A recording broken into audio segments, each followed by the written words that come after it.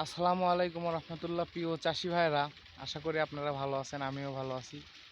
তো আমার কচুতে যখন গোড়া পচা রোগের সমস্যাটা হয়েছিল, অনেকেই বলছিলেন যে ভাই আপনি আসলে চাষবাসই বোঝেন না, শুধু ইউটিউবে ভিডিও দিয়ে যান।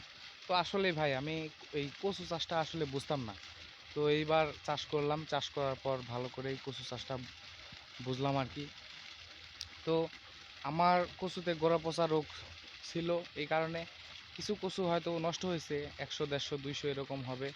আর আমার 3000-এর প্লাস চারা ছিল, বাকিগুলো আল্লাহর রহমতে সুস্থ হয়েছে অনেক ওষুধপাতি প্রয়োগ করার পর, সেগুলোও আপনাদের সাথে শেয়ার করছি। তো আপনাদের যে কারোর যদি এরকম প্রবলেম হয়, গোড়া পচা রোগ, কচুর যে কোনো সমস্যা, পোকার থেকে শুরু করে যে কোনো সমস্যা, সার ওষুধ কি কখন কি দিবেন, আমার সাথে যোগাযোগ করবেন, ইনশাল্লাহ আপনাদের সঠিক পরামর্শ দেওয়ার চেষ্টা করব ইনশাল্লাহ।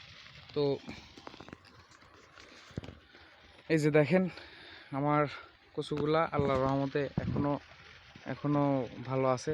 সন্ধ্যা হয়ে আসতেছে তো ক্যামেরাটাও আমার একটু খারাপ, ওই জন্যে ভালো দেখা যাচ্ছে না। তো আল্লাহর রহমতে এখনো ভালো আছে ইনশাল্লাহ। এখন আগাছা আছে জমিতে, এই কারণে প্রোডাকশন একটু কম পাচ্ছি।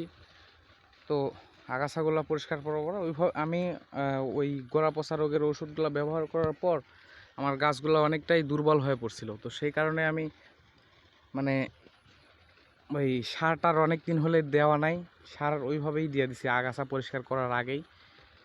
তো এখন তাপমাত্রা একটু বেশি, এই কারণে একটু পাতা পুড়ে যাচ্ছে আর কি। তো ওইটা পানি দিচ্ছি আজকে, ইনশাল্লাহ জমিটা একটু মাটি ঠান্ডা থাকলে আর ওরকম প্রবলেম হবে না। তো আপনাদের যাদের অতিরিক্ত তাপমাত্রার কারণে কচুর পাতা পুড়ে যাচ্ছে, লাল হয়ে যাচ্ছে, টোংরা হয়ে যাচ্ছে, টেনশনের কোনো কারণ নাই। একটু জিঙ্ক ব্যবহার করতে পারেন।